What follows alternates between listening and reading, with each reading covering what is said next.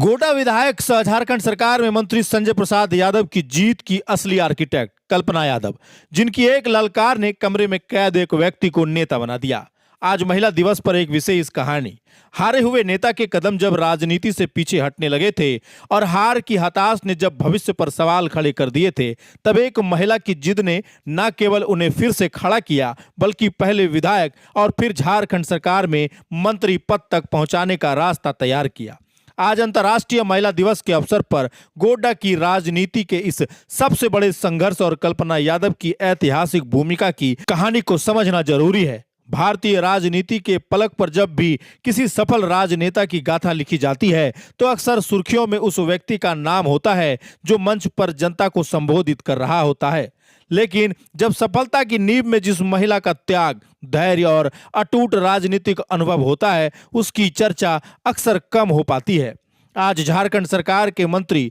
सह गोड्डा विधायक संजय प्रसाद यादव की सफलता के पीछे खड़ी उनकी धर्मपत्नी कल्पना यादव की कहानी किसी प्रेरणा पुंज से कम नहीं है। कल्पना यादव का व्यक्तित्व केवल एक विधायक की पत्नी तक सीमित नहीं है, बल्कि वह खुद भी राजनीति की एक मंजी हुई खिलाड़ी रही हैं और पूर्व में जिला परिषद अध्यक्ष के रूप में अपनी प्रशासनिक और नेतृत्व क्षमता का लोहा मनवा चुकी हैं। जिला परिषद अध्यक्ष के कार्यकाल के दौरान उन्होंने जिस तरह से जमीन पर उतरकर विकास कार्यों की रूपरेखा तैयार की और जन समस्याओं का समाधान किया, उसी राजनीतिक तजुर्बे ने संजय यादव के डूबते राजनीतिक करियर को फिर से संजीवनी दी। संजय प्रसाद यादव का राजनीतिक इतिहास संघर्षों की लंबी दास्तान रहा है और गोड्डा की मिट्टी से जुड़कर जनता की सेवा का जो सपना उन्होंने संजोया था, उसे हकीकत में बदलने का रास्ता कांटों भरा था। लगातार 3 बार चुनाव में मिली शिकस्त किसी भी व्यक्ति के मनोबल को तोड़ देने के लिए काफी होता है और वह दौर ऐसा था जब पराजय की निराशा ने संजय यादव को इस कदर घेर लिया था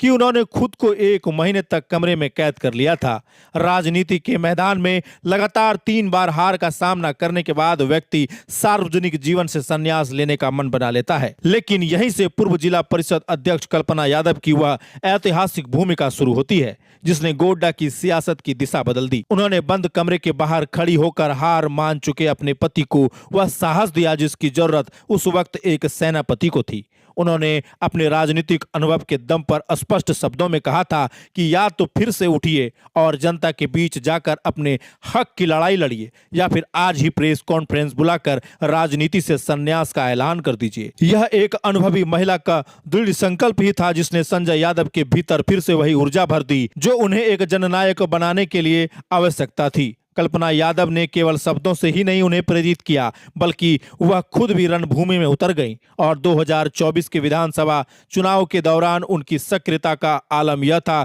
कि वह घर से ज्यादा क्षेत्र में नजर आती थी। गोड्डा विधानसभा का शायद ही ऐसा कोई कोना बचा हो जहां कल्पना यादव ने अपने पति के पक्ष में माहौल न बनाया हो। उन्होंने महिलाओं को संगठित करने के साथ साथ युवाओं को जोड़ा और जनता को यह विश्वास दिलाया कि उनका नेता कभी हार नहीं मानने वाला। संजय यादव का राजनीतिक कद आज जो झारखंड की कैबिनेट में मंत्री के रूप में दिखाई दे रहा है, उसकी पटकथा कल्पना यादव के संघर्षों और उनके जिला परिषद अध्यक्ष रहते हुए बनाए गए जनसंपर्क नहीं लिखा है। उन्होंने सुख और दुख दोनों ही परिस्थितियों में एक ढाल बनकर अपने पति का साथ दिया और हार में जहां उन्हें हिम्मत नहीं हारने दी, वहीं जीत के बाद भी वह उतनी ही विनम्रता से उनके साथ जनता की सेवा में सक्रिय रह रही हैं। आज जब संजय प्रसाद यादव गोड्डा के विकास के लिए दिन रात काम कर रहे हैं और झारखंड सरकार ने महत्वपूर्ण जिम्मेदारी संभाल रहे हैं, तो इसके पीछे उस महिला की शक्ति है जिसने प्रतिकूल समय में भी उम्मीद का दिया जलाए रखा। महिला दिवस पर कल्पना यादव की यह कहानी समाज को यह संदेश देती है कि एक सशक्त महिला जो खुद सत्ता के शीर्ष पर रह चुकी है, वह न केवल परिवार की धुरी होती है, बल्कि वह किसी के राजनीतिक पुनरुत्थान की सबसे बड़ी